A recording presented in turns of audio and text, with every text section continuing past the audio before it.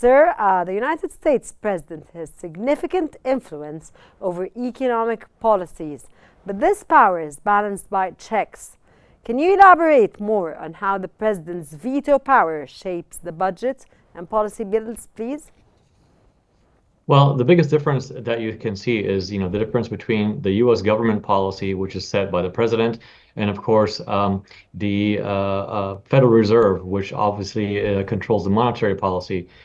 These two are, theoretically are supposed to balance each other out. And of course, let's not forget the role of Congress in setting budgets and, of course, the Senate.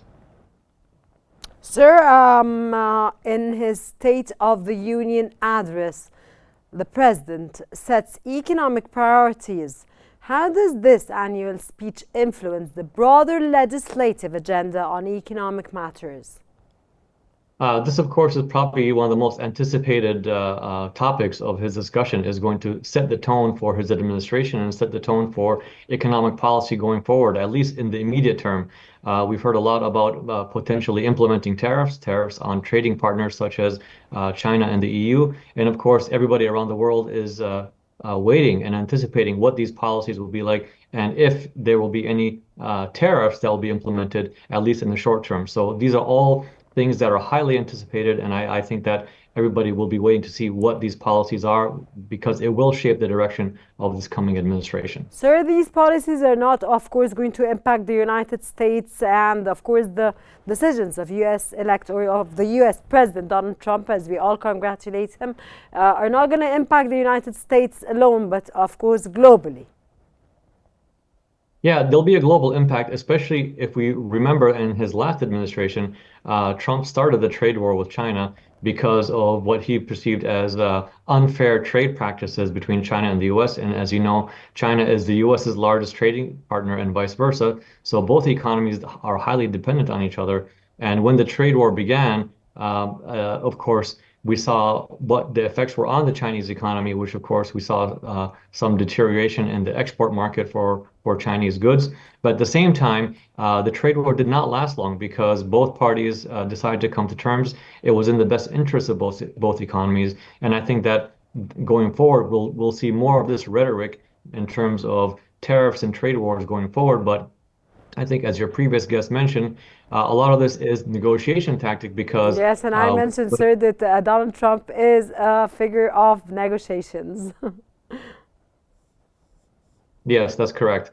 And what we anticipate we'll see is a lot of this rhetoric going forward, especially when we're talking about trading partners, Canada, Mexico, and the EU. But I don't think we will see full-blown trade wars as some see as a worst-case scenario. I think a lot of the parties will decide to come to the table and negotiate terms that are favorable to both sides. Okay, sir, the president appoints key figures such as members of the Federal Reserve Board and the Treasury Secretary. How does this power affect the direction of U.S. economic policy, especially at entities like the Federal Reserve, sir? Well, of course, as you know, interest rates and the direction of interest rates not only affect the U.S. economy, but of course the global economy, as the dollar is the reserve currency.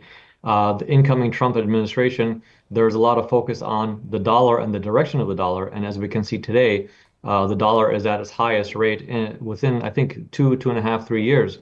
So this is all in anticipation of Trump's policies, which will be strong for the dollar, and economically it will be also favorable for the dollar. So when the president nominates the Treasury and nominates the Federal Reserve, both work hand in hand on monetary policies, which of course, as I mentioned, have strong impact on the global economy, especially when we're talking about global growth, inflation, interest rates, etc.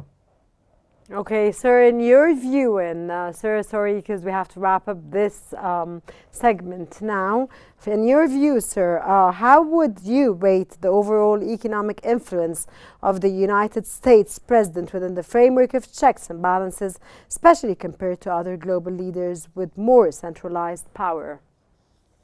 As the world's largest economy and, of course, most influential in terms of, as I just mentioned, the dollar is the global currency of the world.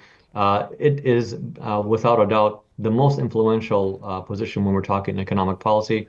And this is why it is highly anticipated what the incoming president, of course, second term for Donald Trump, will be like. Many of us already know what it will be like in terms of a repeat of the last term, but I think this time around, we will see even more policies that are favorable for the United States.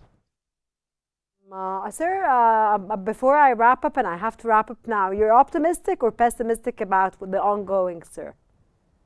Over the short term, I am very optimistic. Long term, let's see what these policies do long Okay, term, but sir. short Thank term, you very very much, optimistic. Dr. Tariq Rifai, for joining us, for your valuable and informative knowledge. Of course, you added a lot to our program today and to this historic day. Thank you very much for joining us, sir, and it's a pleasure to have you with us.